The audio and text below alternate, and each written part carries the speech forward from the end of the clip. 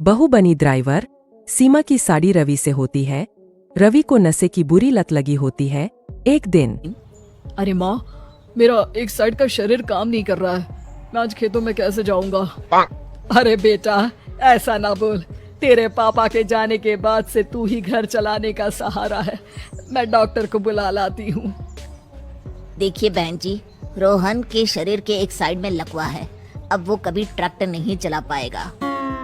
घर में मंहूसियत का माहौल हो जाता है। लीजिए माँ जी, रोटी खा लीजिए। अरे बेटा, मुझे तो भविष्य की चिंता हो रही है। मेरा एक ही बेटा है और वो भी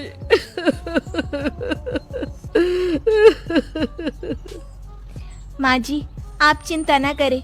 जब तक ये बीमार है मैं खेत जाकर काम कर लिया करूँगी। वैसे भी नशे के कारण इनका शरीर काफी कमजोर हो गया है। अगले दिन सीमा खेत में जाकर काम कर शाम को घर लौटती है। ये ले बेटा, पानी पी ले। कैसा रहा काम का पहला दिन? माँ जी, काम तो ठीक है, लेकिन मैं अगर ट्रैक्टर चलाना सीख लूँ ना तो काम और भी आसान हो जाएगा। अरे बेटा, दुनिया क्या कहेगी कि औरत होकर ट्रैक्टर चला रही है। माँ जी, या तो हम दुनिया देख ले या अपना घर, कोई बात नहीं। जब ये ठीक हो जाएंगे तो सब ठीक हो जाएगा। अरे बहू, जरा बाहर तो आना। जी माँ जी। बहू, तेरे मामा जी आए हैं, तूने बुलाया था ना?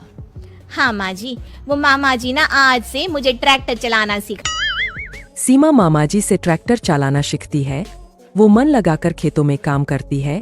और एक दिन माँ जी, पता है इस बार पूरे गांव में सबसे ज्यादा फसल का उत्पादन हमारे खेतों में हुआ है। इस साल तो खूब पैसे आएंगे। हाँ। सास खुश नहीं होती है। वो चुपचाप वहाँ से जाने लगती है। तभी सीमा उसे रोक लेती है। क्या हुआ माँ जी, आपको खुशी नहीं हुई? बेटा, आज डॉक्टर साहब बोल रहे थे कि रोहन के ठीक होने के लिए 5 लाख रुपए की जरूरत है। समझ नहीं आ रहा क्या करूं। सीमा शांत हो जाती है। अगले दिन सास सीमा के पास आती है। बेटा, ये मेरे गहने हैं।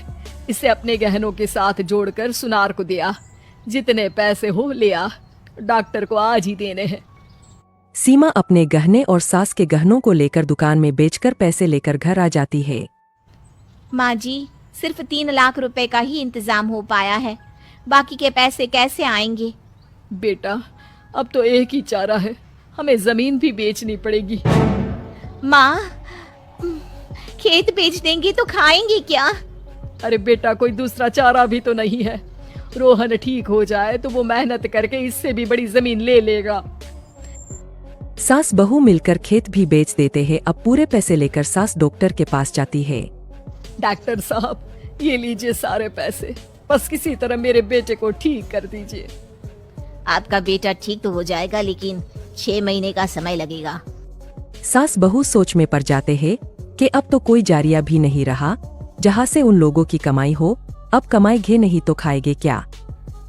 माँ जी, मेरे माता पिता ने लड़की होने के कारण मुझे ज्यादा पढ़ाया लिखाया नहीं, लेकिन ट्रैक्टर चलाना सीखकर मैं कुछ काम करने के लायक तो हो ही गई हूँ। अरे बेटा, ट्रैक्टर अब कहाँ चलाएगी? खेत तो बिक गए हैं। माँ जी, मैं किसी और के खेतों में दिहाड़ी में काम कर लूंगी, कुछ तो पैसे आएंगे ही ना। कहकर सीमा काम करना स्टार्ट कर देती है।